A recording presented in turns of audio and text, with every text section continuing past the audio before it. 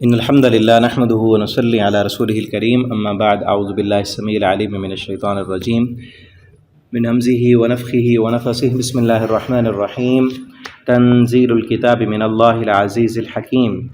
ترجمہ قرآن آج انشاءاللہ سورۃ الزمر ہم شروع کر رہے ہیں۔ تنزیل نازل کرتا ہے یہ کتاب من اللہ، اللہ کی طرف سے، العزیز جو نہایت غالب ہے، الحکیم حکمت والا ہے۔ ٹھیک ہے، سورت میں نا اللہ رب العالمین کی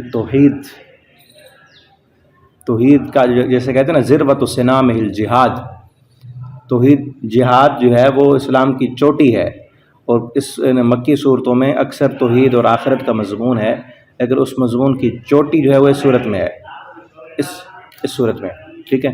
اور اصل مقصد اور اصل جو وجہ تھی اس وقت مشرکین کے آپس میں جھگڑنے کی اور نبی صلی اللہ علیہ وسلم کی مخالفت کرنے کی، وہ بھی اس صورت میں بتائی گئی ہے۔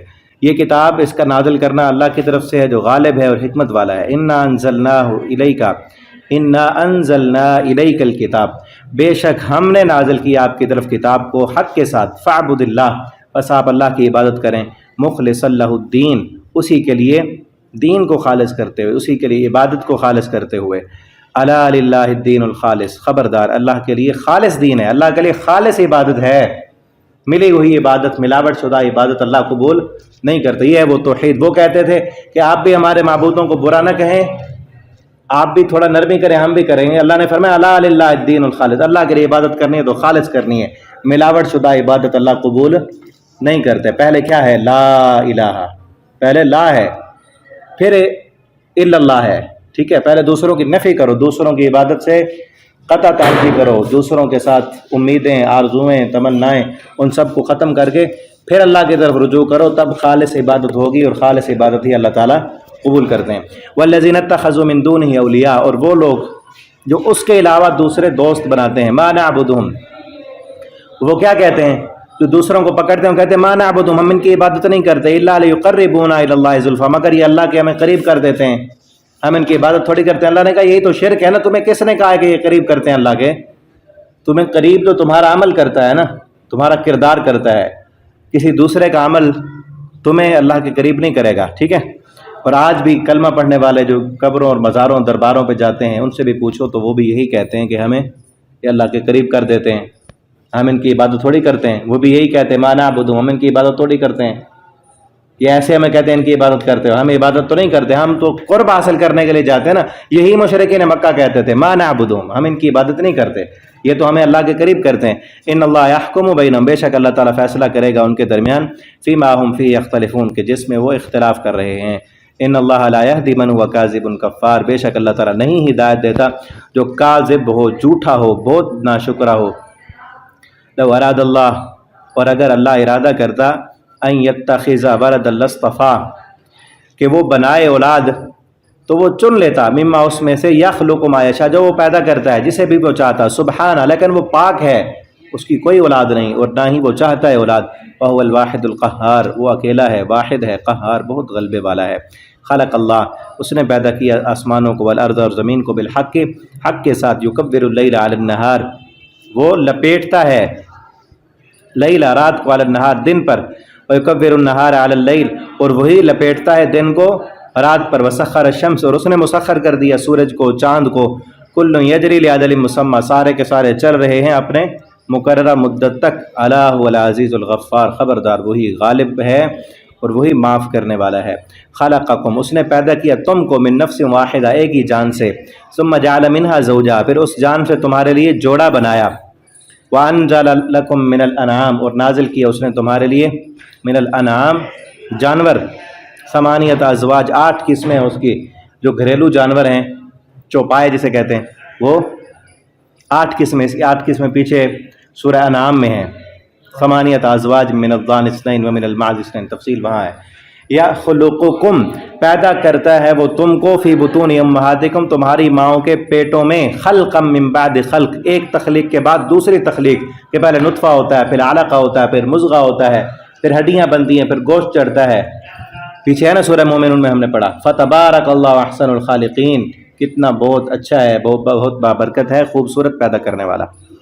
فی ظلمات ثلاث، 3 اندھیروں میں، تین اندھیرے یہ انسان پہلے نہیں جانتا تھا، آج جدید سائنس نے آ کر بتایا کہ اندھیرے تین ہیں، ایک ماں کے پیٹ کا اندھیرا، دوسرا رحم کا اندھیرا، قبر کا اندھیرا۔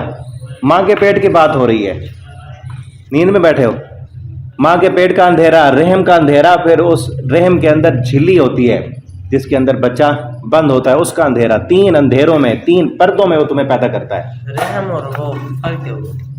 رحم کے اندر دوسری جھلی ہوتی ہے جس کے اندر بچہ ہوتا ہے، جب بچہ پیدا ہوتا ہے وہ ساتھ باہر نکل آتی ہے، اس کو ایک گولا پردہ ہو گیا، دوسرا رحم کا، تیسرا پیٹ کا، ماں کے پیٹ، درمیان والا جو باہر نکل آتا ہے۔ ہاں، تین اندھیروں میں پیدا کرتا ہے وہ تم کو۔ ذالکم اللہ، یہ اللہ ہے تمہارا، ربکم تمہارا رب، جس نے ماں کے پیٹ میں پالا ہے نا، وہ باہر بھی وہی پال سکتا ہے، ٹھیک ہے، باہر بھی تمہیں مشکلوں سے ٹالنے والا، پریشانیاں تمہاری دور کرنے والا بھی وہی ہے۔ لہ الملک، اسی کے لیے بادشاہی ہے۔ لا الہ الا هو فانا تصرفون، نہیں ہے کوئی معبود مگر وہی، کہاں تم پھیرے جاتے ہو۔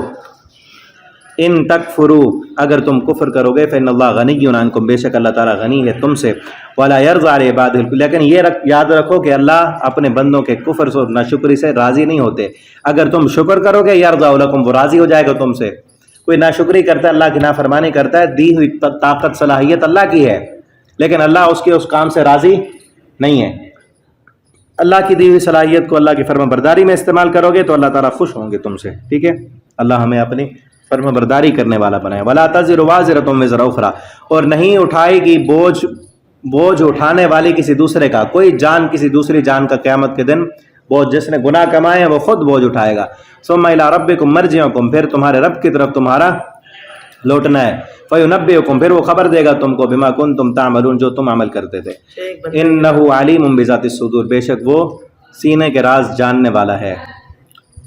جی، میں نے گناہ کیا، میں نے کسی سے بھی کہہ دیا تو نا وبال اس کا بھی اور میرا دونوں کٹھا ہے، تو میں نے اس کا بوجھ اٹھایا ہوا ہوگا نا، تو اس نے جو گناہ کیا وہ اپنا خود اٹھائے گا، اس کے حصے کا مجھے بھی تو مل رہا ہوگا، اس کے حصے کا نہیں ملے گا، وہ اپنا حصہ ہے جو تو نے اس کو گناہ پہ لگا دیا، وہ اپنا حصہ ہے۔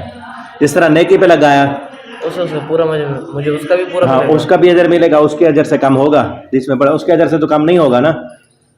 اسی طرح گناہ بھی جو وہ اپنا ہے نا، کردار ہے کہ اس کو گناہ پہ لگا رہے ہیں، تو اس نے کبھی فلم نہیں دیکھی، فلم پہ لگا دیا اس کو، یار دیکھ کتنی اچھی ہوتی ہے، ٹھیک ہے نا، تو اس کو بھی وہ اپنے گناہ کا اٹھا رہا ہے بوجھ۔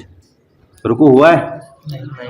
وَإِذَا مَسَّ الْإِنسَانَ، اور جب پہنچتی ہے انسان کو ضرور کوئی تکلیف، دعا ربہ، تو وہ بلاتا ہے اپنے رب کو، منیبا الیہ، اسی کی طرف رجوع کرتے ہوئے، ثم اذا خولہ نعمہ، جب خولہ نعمتا منہ، جب اس کو مل جاتی ہے نعمت، تو نسی ما کان یدعو، بھول جاتا ہے جو اس نے بلایا تھا اللہ کو، یدعو الیہ من قبل، اس سے پہلے، وجعل للہ اندادا، اور وہ بنا لیتا ہے اللہ کے لیے شریک، لیضل عن سبیلہ، تاکہ وہ گمراہ کرے اپنے اس کے راستے سے۔ قل، کہہ دیجئے، تمتع بکفرک قلیلا، فائدہ حاصل کر لو اپنے کفر کے ساتھ تھوڑا سا، انک من اصحاب النار، ہو تم آگ والوں میں سے۔ امن ہوا قانت آناء اللیل، کیا وہ بہتر ہے وہ بندہ قانت جو عبادت کرنے والا ہے، آناء اللیل، رات کے حصوں میں، ساجدن، سجدہ کرنے والا، قائمن، قیام کرنے والا، یحذر الآخرہ، جو آخرت سے ڈرتا ہے، ویرجو رحمت ربی، اپنے رب کی امید رکھتا ہے۔ قل هل یستویان مثلا، هل یستوی، اب ان سے کہیں کیا یستوی الذین یعلمون، برابر ہیں وہ لوگ جو جانتے ہیں، والذین لا یعلمون، وہ لوگ جو نہیں جانتے۔ علم رکھنے والے جن کو آخرت کا علم ہے، حساب و کتاب کی خبر ہے، اس پر تیاری کرتے ہیں، کیا وہ لوگ اور بے خبری میں اور جہالت میں زندگی گزارنے والے کبھی برابر ہو سکتے ہیں؟ انما یتذکر اولو الالباب، بے شک نصیحت حاصل کرتے ہیں عقل والے لوگ۔ ٹھیک ہے، یہاں تک ایک رکوع ہو گیا اس سورت کا، آگے انشاءاللہ اگلے رکوع اگلے سبق میں پڑھیں گے۔